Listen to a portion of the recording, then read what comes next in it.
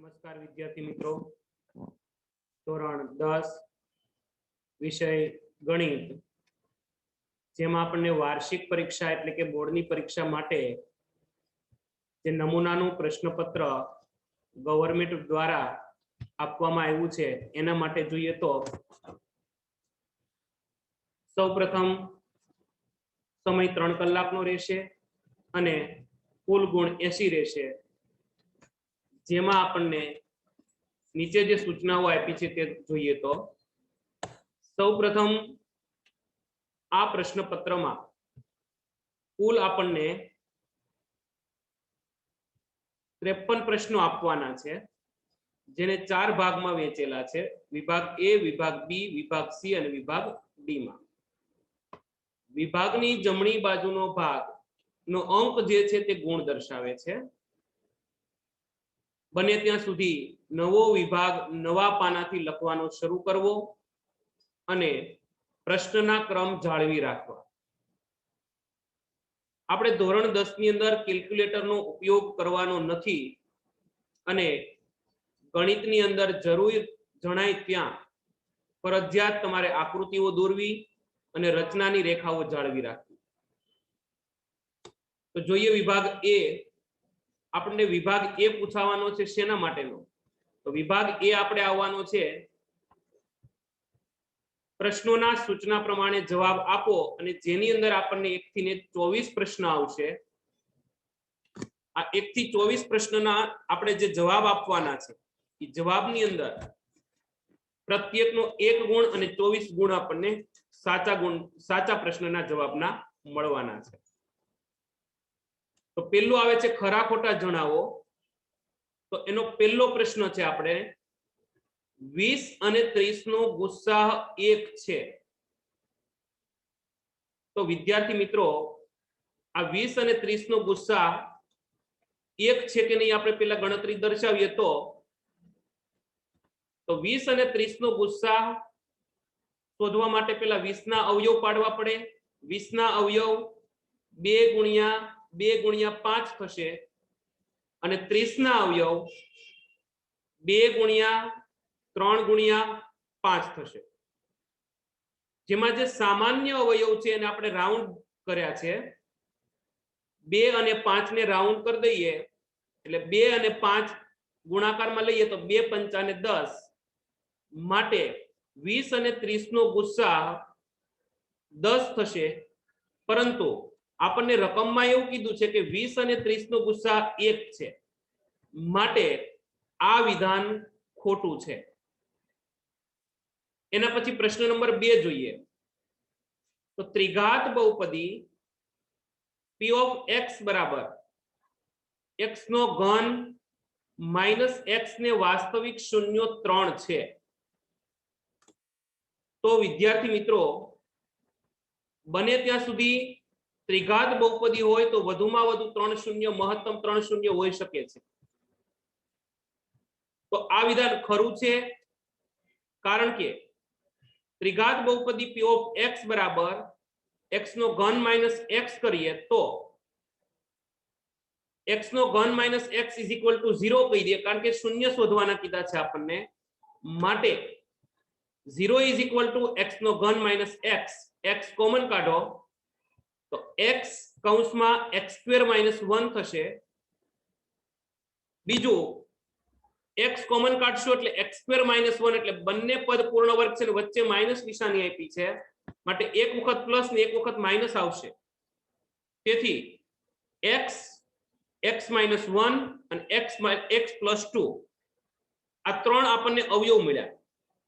હવે આ જે 3 અવયવ મળ્યા એને x ની સાથે આપણે સરખામણી કરીએ તો x બરાબર 0, x minus 1 is equal to 0 અને x plus 1 is equal to 0.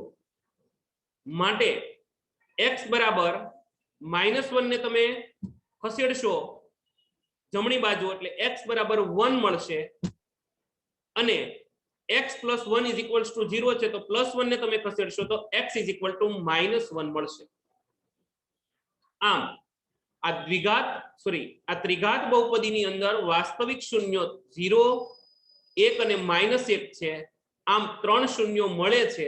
તેથી આ વિધાન આપણા માટે ખરું છે. એના પછી આગળ વધીએ તો પ્રશ્ન નંબર 3, 5x - 2 કૌંસમાં y - 1 દ્વિચલ સુરેખ સમીકરણ નથી. તો સૌપ્રથમ આપણે ગણતરી બતાવીએ તો 5x = 2y - 1. તો આ 2 છે એ y ની સાથે અને 1 ની સાથે અંદર ગુણાકારમાં જશે એટલે 5x = 2y - 2 થશે. અને પ્રમાણિત સ્વરૂપમાં જો દ્વિચલ સુરેખ સમીકરણને ફેરવીએ તો જે જમણી બાજુ રહેલા પદ છે ને આપણે ડાબી બાજુ લઈ લઈએ એટલે કે બરાબરની ડાબી બાજુ લઈ લઈએ તો 5x = 2y - 2 નું થઈ જશે 5x 2y આ બાજુ જશે એટલે -2y -2 પણ ડાબી બાજુ જશે એટલે +2 = 0. આમ આ આપેલ સમીકરણ દ્વિચલ સુરેખ સમીકરણ છે અને આપણને કીધું છે કે દ્વિચલ સુરેખ સમીકરણ નથી માટે આપણું ત્રીજું વાક્ય છે એ ખોટું થશે. એના પછી આગળ જોઈએ તો દ્વિઘાત સમીકરણ ax² + bx + c = 0 જેમાં a is not equal to 0 અને a b c belongs to r એટલે કે વાસ્તવિક સંખ્યાઓ છે. તો એનો વિવેચક શોધવાનું સૂત્ર d = b² + 4ac છે. તો આ તો બેઠું સૂત્ર પૂછાણું છે તો આમાં ક્યારે ભૂલ ન કરવી કારણ કે વિવેચક શોધવાનું સૂત્ર b² - 4ac છે એટલા માટે આ આપણો ચોથો જવાબ ખોટો થશે એટલે આન્સર 4 માં આવશે ખોટું. એના પછી આગળ વધીએ તો નીચેના વિધાનો સાચા બને તે રીતે ખાલી જગ્યા પૂરો. તો પહેલું જ પાંચમો પ્રશ્ન છે ગુસ્સા 122 અને 20.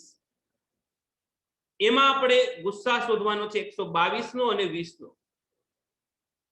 તો આપણે ગણતરી જોઈએ તો ગુસ્સા 122 અને 20. તો પહેલા તમારે 122 ના અવયવ પાડવા પડે. તો 122 ના અવિભાજ્ય અવયવ પડે છે 2 × 61 અને 20 ના અવિભાજ્ય અવયવ પડે છે 2 × 2 × 5.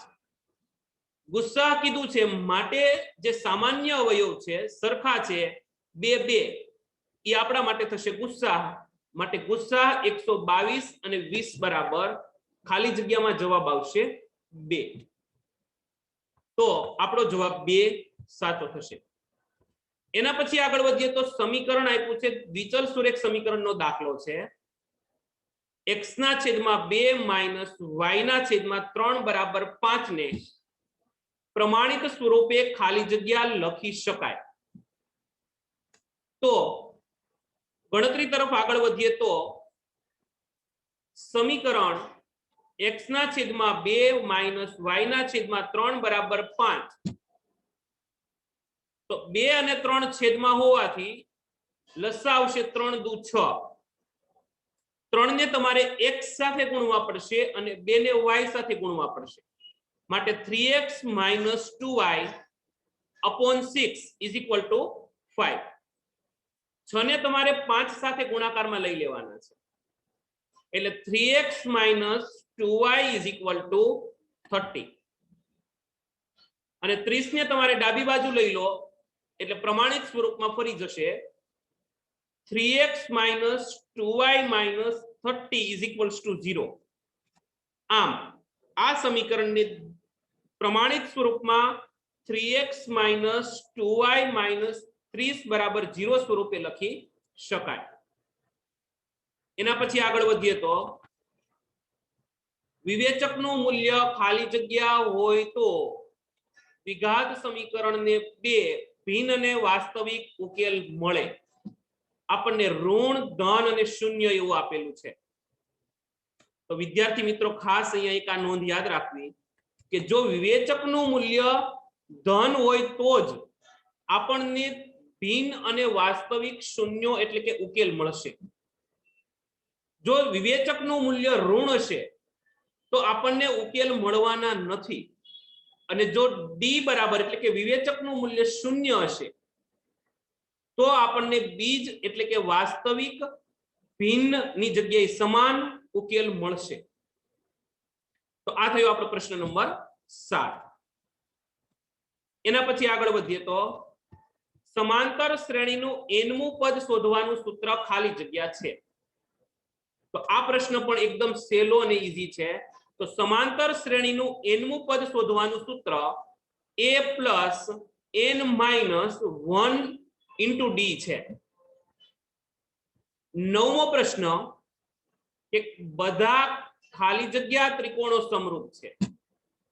લઘુકોણ, ગુરુકોણ અથવા સમબાજુ ત્રિકોણ. તો આપણો જવાબ આવશે બધા સમબાજુ ત્રિકોણો સમરૂપ થઈ શકશે. અને 10મો પ્રશ્ન બિંદુ -4 અને -6 નું x અક્ષથી લંબ અંતર. એટલે ધ્યાન તમારે એ રાખવાનું છે x અક્ષથી લંબ અંતર કે એટલે જે y યામ છે એ -6 છે. તો -6 ના માનાંકમાં લખો એટલે 6 એકમ જેટલું અંતર આવે. આપણે નીચે ગણતરી કરી છે તો જોઈએ.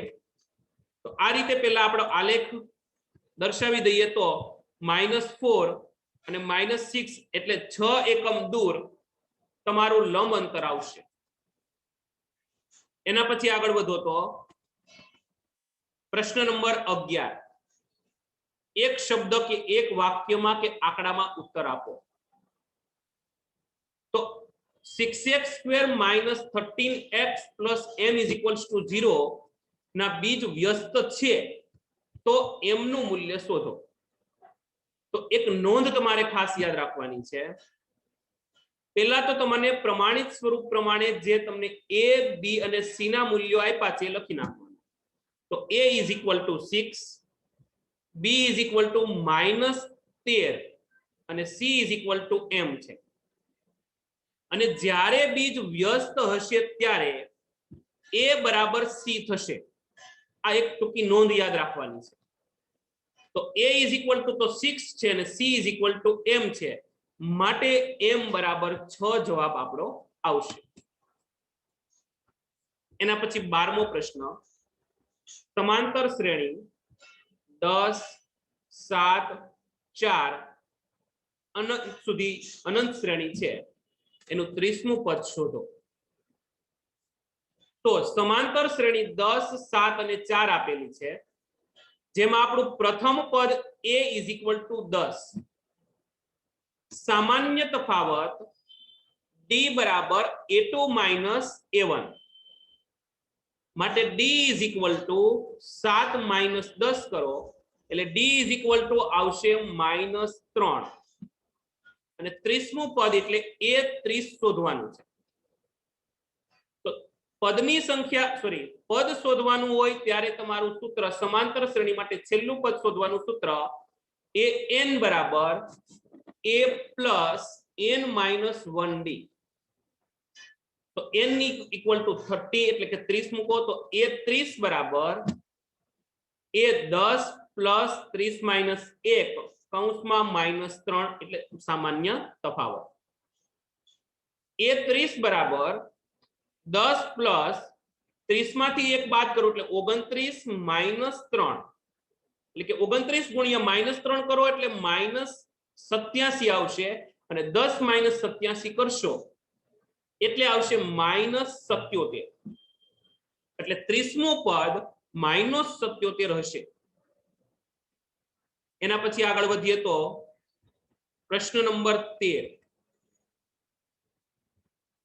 હંમેશા સમરૂપ હોય તેવી બે આકૃતિઓના ઉદાહરણ આપો. તો વિદ્યાર્થી મિત્રો હંમેશા સમરૂપ હોય તેવી ઘણી બધી આકૃતિઓ છે. એમાં બે ઉદાહરણ આપણે લીધા છે વર્તુળ અને ચોરસ. એના પછી 14મો પ્રશ્ન 8 sec² θ - 8 tan² θ ની કિંમત કેટલી? તો વિદ્યાર્થી મિત્રો એની આપણે ગણતરી બતાવવી પડશે. તો 8 sec² θ - 8 tan² θ એમાં બે બાજુ તમે જો તો 8 કોમન છે તો 8 કોમન કાઢી લીધા તો 8 કૌંસમાં sec square theta minus tan square theta અને આપણું અહીંયા એક નિત્યસમ છે sec square theta minus tan square theta is equal to 1 લખી શકાય તો આપણે આના બરાબર 1 લખ્યું તો 8 ગુણ્યા 1 એટલે 8 આમ 8 sec square theta minus 8 tan square theta ની કિંમત 8 થશે એના પછી આગળ વધીએ તો 15મો પ્રશ્ન વર્તુળને વધુમાં વધુ કેટલા સમાંતર સ્પર્શક હોય છે તો વિદ્યાર્થી મિત્રો કોઈ પણ વર્તુળ હોય તો વધુમાં વધુ બે જ સમાંતર સ્પર્શક હોઈ શકે છે આકૃતિ બાજુમાં તમે જો તો ઓ કેન્દ્રિત વર્તુળમાં L1 અને L2 બે જ સમાંતર સ્પર્શક આપણે દોરી શકીએ છીએ હવે તમે ત્રીજો સ્પર્શક દોરવા જાઓ તો ઈ બીજા સ્પર્શક સાથે છેદશે માટે સમાંતર સ્પર્શક ગણાશે નહીં એના પછી જોઈએ 16મો પ્રશ્ન કે જેમાં બે અંત્ય બિંદુઓ તેની અનુરૂપ જીવામાં સંપાતી હોય એવી છેદિકાનો વિશિષ્ટ કિસ્સો એટલે શું તો જેમાં બે અંત્ય બિંદુઓ અનુરૂપ જીવામાં સંપાતી હોય એટલે કે જીવા છે વર્તુળને બે બિંદુમાં છેદે છે તો એને આપણે છેદિકા કહીશું અને એને વર્તુળનો સ્પર્શક પણ કહી શકાય કારણ કે બે બિંદુમાં છેદે છે એના પછી આગળ વધીએ તો એમસીક્યુ છે પ્રશ્ન number 17 1 minus tan square 45 1 plus tan square 45 તો વિદ્યાર્થી મિત્રો ગણતરી જોઈએ તો 1 minus tan square 45 1 plus tan square 45 અને tan 45 ની કિંમત કોટી કોણના જે આપણને માપ આપ્યા છે થીટાના જે માપ આપ્યા છે 0 30 45 60 અને 90 એમાં tan 45 માં જોઈએ તો 1 આવે છે માટે 1 માઇનસ tan સ્ક્વેર 45 એટલે 1 square upon 1 plus tan square 45 એટલે 1 સ્ક્વેર 1 સ્ક્વેર એટલે 1 માટે 1 માઇનસ 1 અપોન 1 પ્લસ 1 1 માઇનસ 1 એટલે 0 1 પ્લસ 1 એટલે 2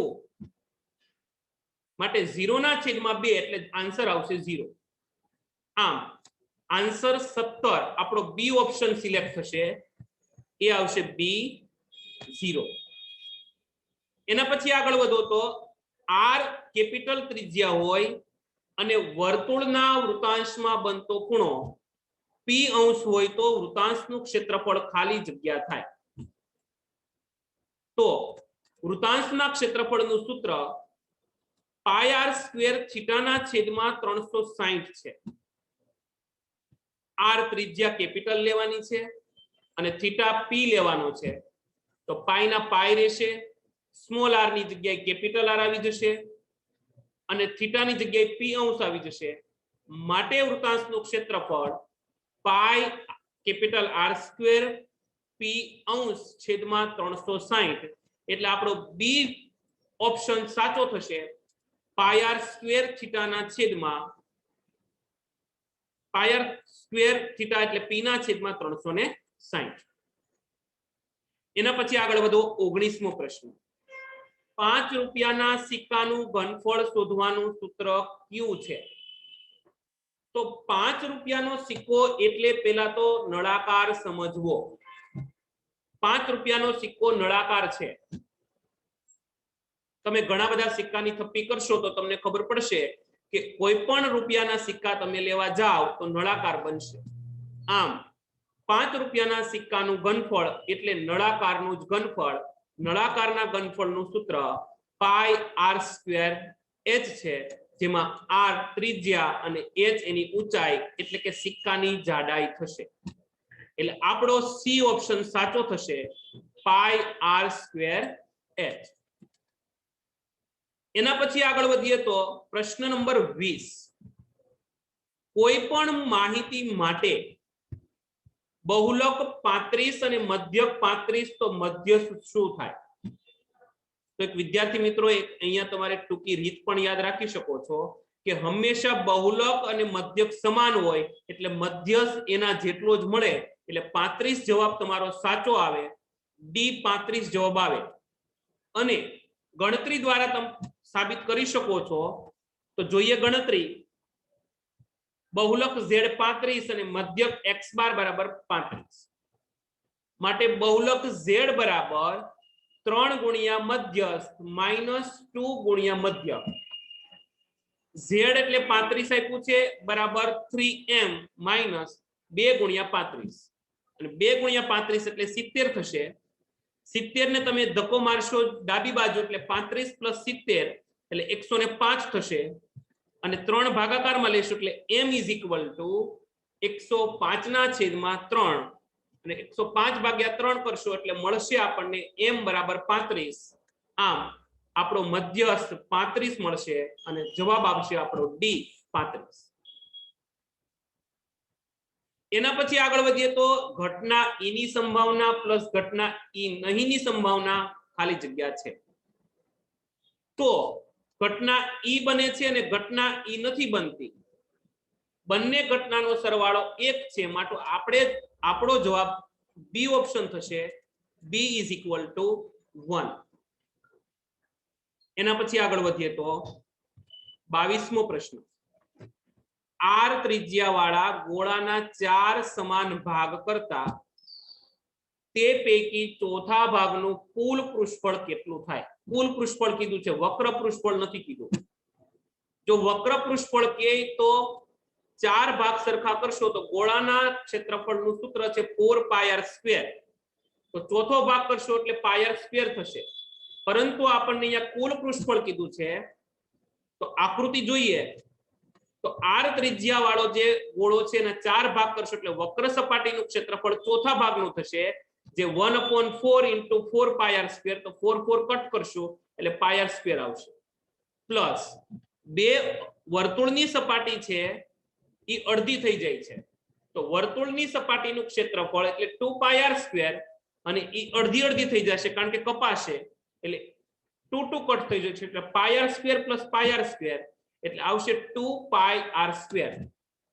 એટલે કે ચોથા ભાગનું જો તમે કુલ પૃષ્ઠફળ લેવા જશો તો ડી ઓપ્શન આવશે 2πr². એટલે કે આપણું જે અર્ધગોળો છે એનું વક્ર સપાટીનું ક્ષેત્રફળ ઈ ચોથા ભાગના કુલ પૃષ્ઠફળ જેટલું થશે.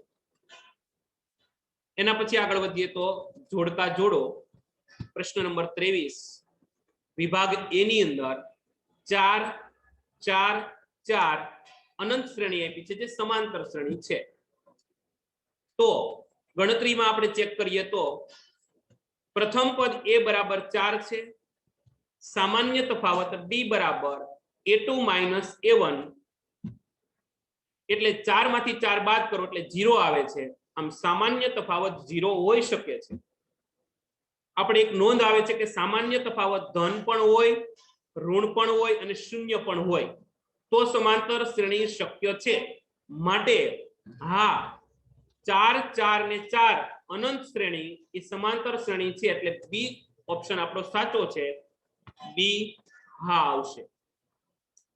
એના પછી આગળ વધીએ તો પ્રશ્ન નંબર 24 વિભાગ એ ની અંદર વર્ગીકૃત માહિતીનો બહુલક કેટલો થાય આપણે એનું સૂત્ર બે માંથી સિલેક્ટ કરવાનું છે તો આગળ એક દાખલામાં આપણે જોયું હતું કે બહુલક z બરાબર 3m - 2x બાર એટલે એ ઓપ્શન આપણો સાચો થશે. કઈ રીતે સાચો થશે તો પહેલો આપણો સૂત્રની અંદર જે 3m એટલે 3 મધ્યસ્થ -2x બાર એટલે આપણો જવાબ એ સાચો થશે બહુલક 3 મધ્યસ્થ -2 મધ્યક. આમ વિદ્યાર્થી મિત્રો અહીંયા આપણે વિભાગ એ બોર્ડના પરીક્ષાના પરિરૂપના માળખા પ્રમાણેનું જે પેપર છે એ પૂરું થાય છે અને આગળનો વિડિયો આપણે ક્યારે જોઈશું તો એના પછીના વિભાગ બી ની અંદર આગળનો વિડિયો જોઈશું. આ વિડિયો જો ગમે તો લાઈક કરો શેર કરો અને ચેનલ સબસ્ક્રાઇબ કરો કે જેથી નવા વિડિયો જલ્દી મળી શકે. બસ અસ્તુ.